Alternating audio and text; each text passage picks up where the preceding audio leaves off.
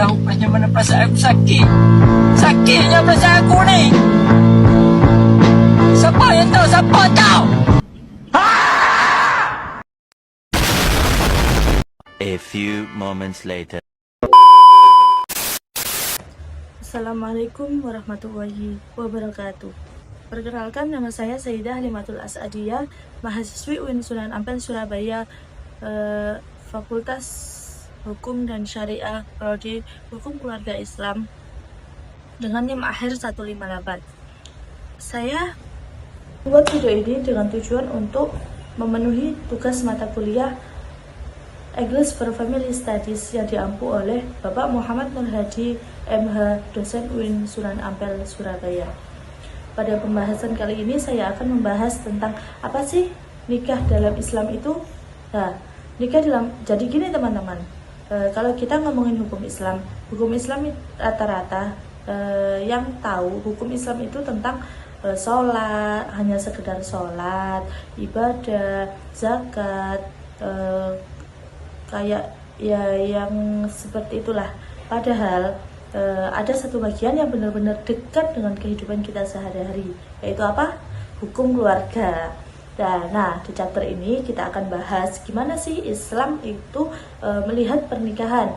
Dan yang menariknya, dari dulu hingga sekarang para ulama, bahkan pengadilan modern itu selalu punya pandangan yang berbeda-beda tentang nikah itu sebenarnya kontrak sipil atau ibadah sih, atau dua-duanya. Nah, kita akan membahasnya di menit selanjutnya.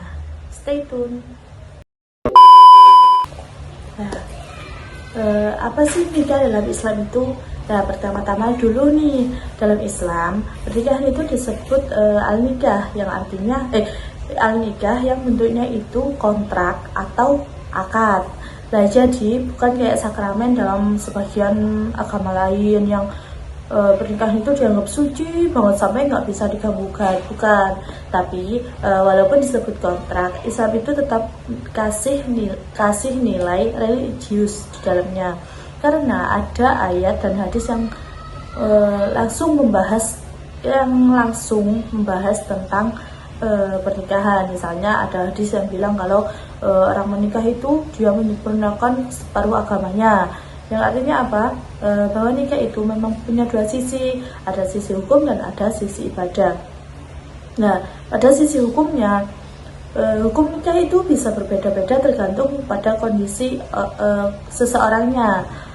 Nah, yang menarik, para ulama itu nggak cuma nikah itu mubah, enggak, mereka itu detail banget. Contohnya pada ulama Malikiyah. Nah, pada ulama Malikiyah itu mereka itu bilang nikah itu tergantung kondisinya kan tadi.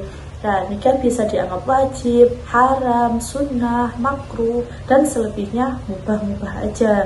Nah, nikah dianggap wajib itu kalau seseorang itu takut untuk terjerumus zina.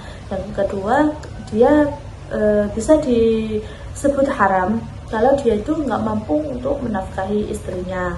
Nah, bisa sunnah buat yang bisa menikah dan tapi tidak takut zina.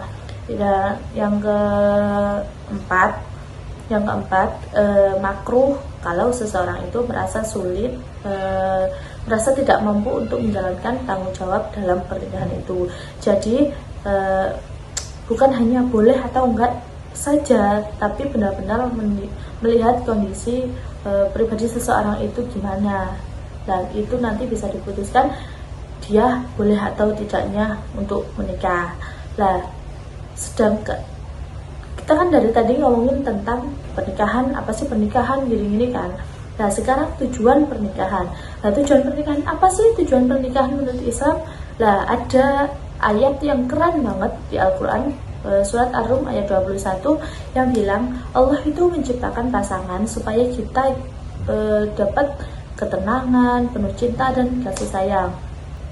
Para ulama akhirnya menyimpulkan tujuan pernikahan dari surat itu yang disebutkan itu, ulama itu menyimpulkan yaitu Tujuan pernikahan itu saling mendukung secara emosional dan materi, hubungan suami istri yang sah, membuat keturunan yang soleh-solihah, dan menjaga keluarga tetap stabil dalam aturan Islam. Bahkan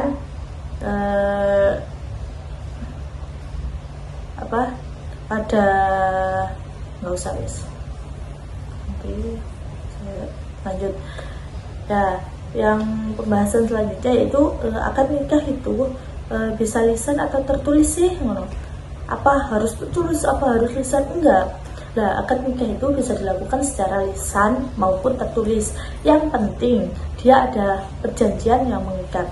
Ada hadis yang bilang, penuhilah kontrak-kontrak kalian, dan kontrak yang paling layak adalah kontrak pernikahan. Nah, bahkan Al-Quran itu menggunakan istilah mitsaqun ghalidhan, yang artinya perjanjian yang sangat berat dan kuat. Yang selanjutnya, perdebatan klasik dan modern tentang nikah itu kontrak atau sakramen sih.